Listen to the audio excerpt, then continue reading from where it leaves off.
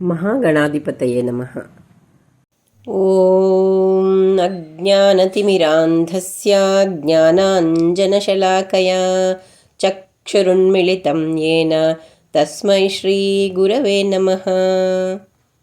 ಜ್ಞಾನವೆಂಬ ದಿವಿಟಿಗೆಯನ್ನು ಬೆಳಗಿಸಿ ಅಜ್ಞಾನವೆಂಬ ಅಂಧಕಾರದಿಂದ ಕುರುಡನಾಗಿದ್ದ ನನ್ನ ಕಣ್ಣುಗಳನ್ನು ತೆರೆಸಿದ ಗುರುದೇವರಿಗೆ ನನ್ನ ಗೌರವಪೂರ್ವಕ ನಮನೆಗಳು. ಪ್ರತಿ ವರ್ಷ ಮಾರ್ಗಶಿರ ಮಾಸದ ಶುಕ್ಲ ಪಕ್ಷದ 11ನೆಯ ದಿನದಂದು ಗೀತಾ ಜಯಂತಿ ಆಚರಿಸಲಾಗುತ್ತದೆ. ಈ ಬಾರಿ ಡಿಸೆಂಬರ್ 1ರಂದು ಗೀತಾ ಜಯಂತಿ. ಭಗವದ್ಗೀತೆಯ 5162ನೆಯ ಜನ್ಮದಿನ. ಶ್ರೀಮದ್ ಭಗವದ್ಗೀತೆ ಅಧ್ಯಾಯ 5 ಕರ್ಮ ಸನ್ಯಾಸ ಯೋಗದಿಂದ ಶ್ಲೋಕಗಳು ಮತ್ತು ಅದರ ಅರ್ಥ. ಶ್ಲೋಕ 22. ಯೇ ಹಿ ಸಂಸ್ಪರ್ಶಜಾ ಭೋಗ ದುಃಖಯೇನಯೇವತೆ ಆದ್ಯಂತವಂತಹ ಕೌಂತೇಯ ನತೇಷು ರಮತೆ ಬುಧಃ.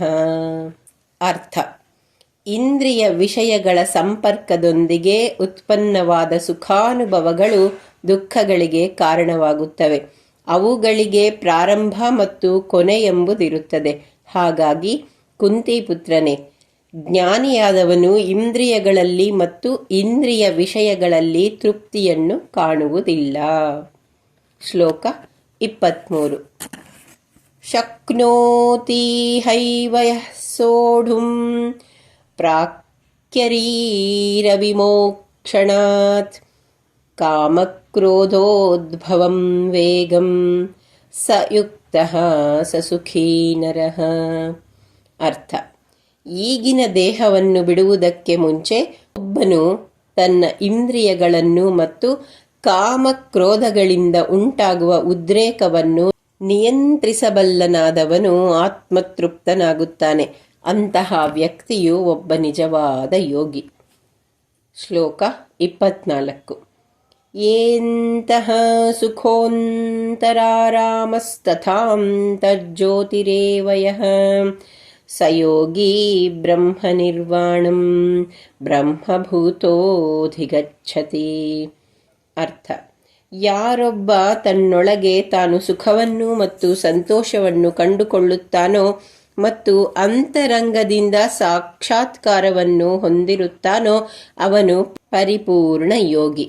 ಅವನು ಆಧ್ಯಾತ್ಮದ ನೆಲೆಯನ್ನು ಸೇರುತ್ತಾನೆ ಮತ್ತು ಮುಕ್ತಿಯನ್ನು ಹೊಂದುತ್ತಾನೆ.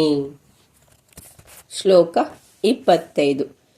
ಲಭಂತೆ ಬ್ರಹ್ಮನಿರ್ವಾಣಂ ಋಷಯಃ ಕ್ಷೀಣಕಲ್ಮಷಾ ಛಿನ್ನದ್ವೈಧಾಯತಾತ್ಮನಃ ಸರ್ವಭೂತಹಿತೇ ರತಃ. ಅರ್ಥ: ಪಾಪಮುಕ್ತರಾದ, ಆತ್ಮ ಸಂಯಮಿಗಳಾದ, ಸಂಶಯರಹಿತರಾದ ಮತ್ತು ಎಲ್ಲ ಜೀವಾತ್ಮರಹಿತ ಚಿಂತನೆಯ ಕಾರ್ಯಗಳಲ್ಲಿ ನಿರತರಾದ ಯೋಗಿಗಳು ಪರಬ್ರಹ್ಮನಲ್ಲಿ ಮೋಕ್ಷವನ್ನು ಗಳಿಸುತ್ತಾನೆ. ಶ್ಲೋಕ 26. ಕಾಮಕ್ರೋಧ ವಿಮುಕ್ತಾನಾಂ ಯತೀನಾಂ ಯತಚೇತಸಾಂ ಅಭಿತೋ ಬ್ರಹ್ಮನಿರ್ವಾಣಂ ವರ್ತತೆ ವಿದಿತಾತ್ಮನಾಂ. ಯಾವ ಸನ್ಯಾಸಿಗಳು ಪರಿಪೂರ್ಣತೆಗೋಸ್ಕರ ಸತತವಾಗಿ ಪರಿಶ್ರಮಿಸುತ್ತಾರೋ, ಯಾರು ತಮ್ಮ ಮನಸ್ಸನ್ನು ನಿಯಂತ್ರಿಸುತ್ತಾರೋ, ಯಾರು ತಮ್ಮ ಆತ್ಮ ಸಾಕ್ಷಾತ್ಕಾರವನ್ನು ಹೊಂದಿರುತ್ತಾರೋ ಮತ್ತು ಕಾಮಕ್ರೋಧಗಳಿಂದ ಮುಕ್ತರಾಗಿರುತ್ತಾರೋ ಅವರಿಗೆ ಬೇಗನೆ ಪರಬ್ರಹ್ಮನಲ್ಲಿ ಮೋಕ್ಷದ ಪ್ರಾಪ್ತಿಯಾಗುತ್ತದೆ. ಮುಂದಿನ ಭಾಗದಲ್ಲಿ ಶ್ರೀಮದ್ ಭಗವದ್ಗೀತೆ ಅಧ್ಯಾಯ 5 ಕರ್ಮ ಸನ್ಯಾಸ ಯೋಗದಿಂದ ಮತ್ತಷ್ಟು ಶ್ಲೋಕಗಳು ಮತ್ತು ಅದರ ಅರ್ಥ. ಸರ್ವೇ ಜನ ಸುಖಿನೋ ಭವಂತು.